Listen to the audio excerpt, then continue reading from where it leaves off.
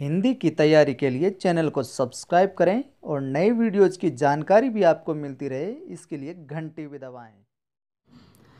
तुलसी संसार में भांति भांति के लोग, सबसे हिलमिल चालिए नदी नाव संजोग।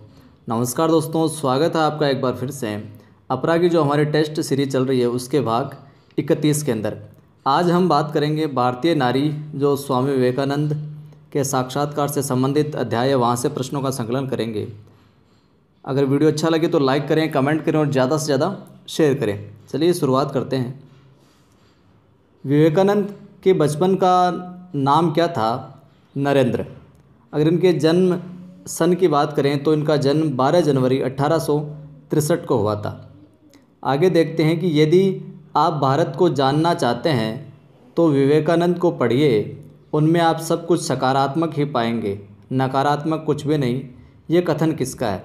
तो रविंद्रनाथ ठाकुर का। चौथा प्रश्न है कि स्वामी जी के अनुसार कौन स्त्रियों की उपस्थिति को उपासना विधि में घोर विघ्न स्वरूप मानते थे?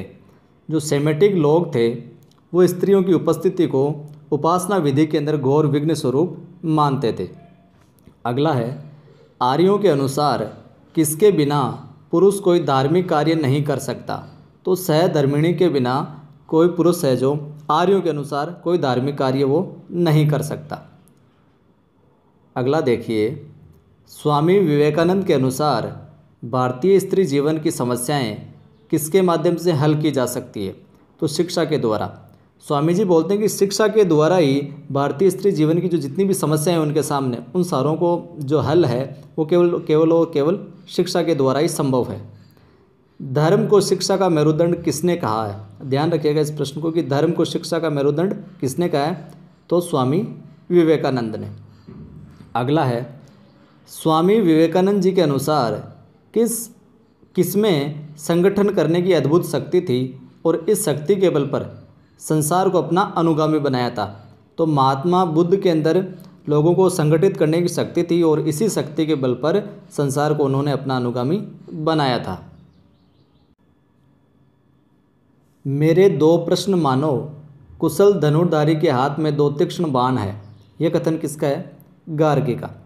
अगला है कि विवेकानंद जी के अनुसार भारत की स्त्रियों को कैसी शिक्षा दी जानी चाहिए? तो इस प्रकार की शिक्षा दी जानी चाहिए, विवेकानंद कहते हैं कि जिससे वह निर्भय होकर भारत के प्रति अपने कर्तव्य को भली भांति निभा सके, उसका निर्वहन कर सके। भारतीय नारी अध्याय किस विधा की रचना? ये जो अध्याय है भारतीय नारी, ये किस विधा की रचना है? ये एक प्रकार से साक्षात्कार है। पाश्चात्य स्त्रियां ऐसे कई कानूनी बंधनों में जकड़ी हुई है जिससे भारतीय स्त्रियां सर्वथा मुक्त है और अपरिचित है। यह कथन किसका है? स्वामी विवेकानंद का। पश्चिम को पतन की ओर ले जाने वाला अवगुण है चंचलता और धन संपत्ति। वैदिक मतानुसार सन्यासी कौन बन सकता है? तो वैदिक मत के अनुसार स्त्री और पुरुष है तो दोनों सन्यासी बन सकते हैं। स्वामी विवेकानंद का साक्षात्कार किस समाचार पत्र में छपा था? प्रबुद्ध भारत के अंदर छपा था। और ये प्रबुद्ध भारत के अंदर कब छपा था, किस सन में? तो 1898 ईस्वी में। संघमित्रा कौन थी? सम्राट अशोक की पुत्री। याज्ञवल्क्य से वाद विवाद करने वाली नारी कौन थी?